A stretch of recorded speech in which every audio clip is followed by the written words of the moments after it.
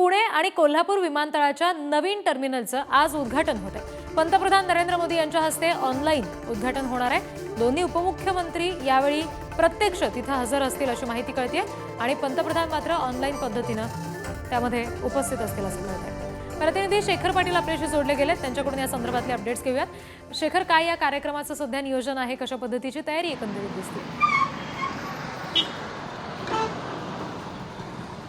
रिद्धी, आज पुणे आणि मुंबई या दोन्ही विमानतळाच्या टर्मिनल इमारतीचं उद्घाटन जे आहे ते पंतप्रधान नरेंद्र मोदी यांच्या हस्ते खरं तर ऑनलाईन पद्धतीनं होणार आहे।